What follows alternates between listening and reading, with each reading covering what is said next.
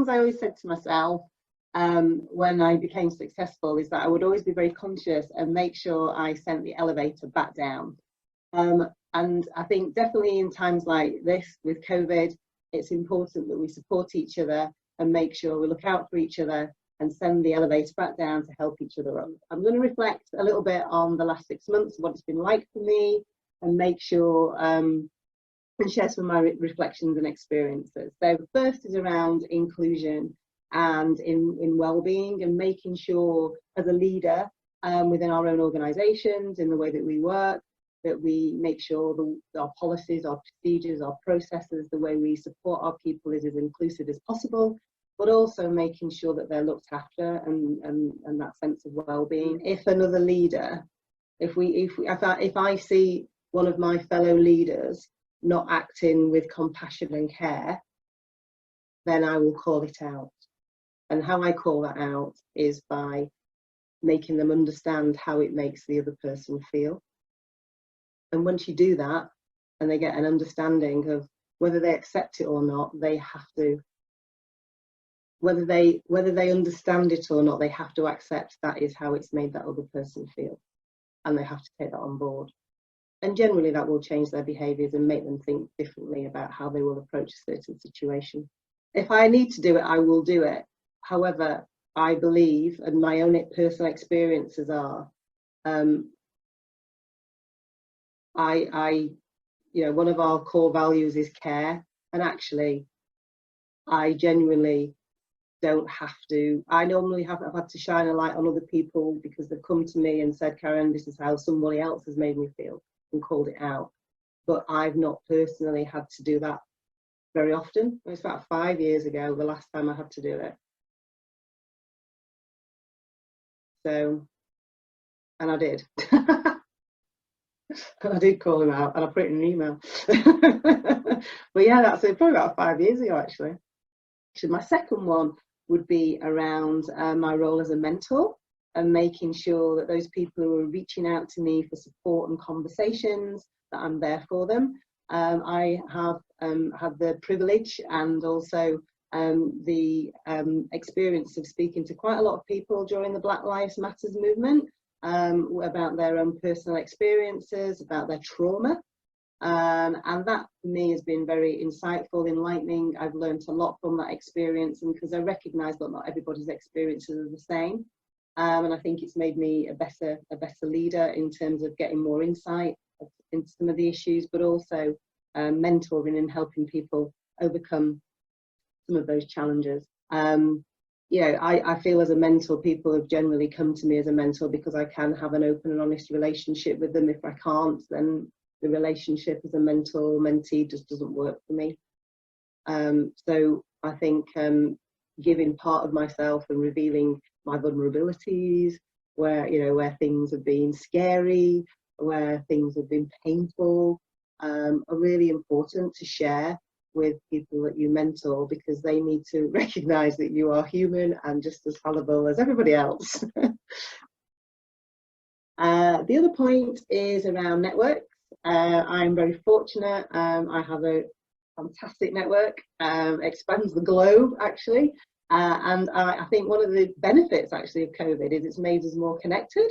So I've had Zooms in Australia, Singapore, all over the world, in the US. So that's great. So it's made me be more connected, and I've used those networks to understand what's going on in other parts of the world, but also to make sure I'm continuing to engage with people across business, across government, which again has been a really good to make sure that we don't isolate, we're not isolated from what's going on elsewhere in the world. No matter how busy I am, is checking on that strong friend. So I've had some friends who have been through some real personal experiences around loss through COVID, which has been upsetting for them and also upsetting for me. So I think as well, to make sure if people go a little bit quiet, they disappear, they feel isolated, is checking on that strong friend, because they're not always as strong as they think. I know when people have reached out to me, especially in the early days of COVID, I really struggled with this. Of someone who's around and moving around all the time, 24/7, be grounded literally overnight was a bit of a shock. So actually, when people were checking in and making sure I was okay, that is good. The other point I would then talk about really is the opportunity. So, you know, successful people, the original response to COVID was very manic, in my view, in terms of everybody was like frantically running around how we're going to do things differently. But then you have to recognise actually it's a marathon, not a sprint. And actually the opportunity to sit back, reflect and think about how we want to do things differently. Do we want to create the world the same as it was before? I'm not so sure that we do.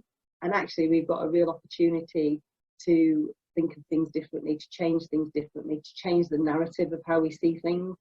So I've definitely spent the last 6 months thinking about some of those things, and in particular, the thing that I'm becoming more and more aware about and passionate about is the climate and the impact on climate, and some of the things that we need to do as a business and I need to do as an individual to protect our planet. So again, that's definitely been something that has resonated even more with me in the last couple of months. One of the other points, I have a son, he's 17, and actually no matter how young or old your child is, this is a difficult period for the young. I've had lots of calls and conversations with people I mentor who work with who have had young children and they're in isolation, and they've found it incredibly difficult. And I do not envy any of them having to homeschool, all those things, having to deal with sending children back to school, you know, schools being closed, teachers getting COVID. It's pretty horrendous, I have to say. My son's 17, and actually I've to spend quite a lot of time just looking out for him and making sure he's okay. He's, you know, making sure he remains resilient, because it's, you know, it's going to be a long haul for them, not just this year, next year, and as they go, and who knows what the long-term implications are in terms of their futures and the economic impact and how that impacts on them. So that's been really important for me. And then the last point really is in terms of, you know, dealing with isolation, is around there's this really good saying about put your mask on first. So if you're on an aeroplane and they give you all the safety tips, and they always say before you help somebody else, put your mask on first. And that for me is about self-care and resilience, and making sure that although we are busy people as successful women, we're looking after our children, we're looking after our partners, we're looking after our employees as leaders, we're trying to do the right thing.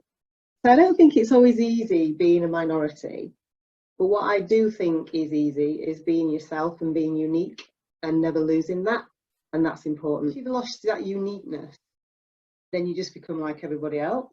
So by default, you're no longer a minority. And actually being who I am and keeping my uniqueness, regardless of the colour of my skin, is I believe what's made me successful and who I am today. And I would never want to lose that.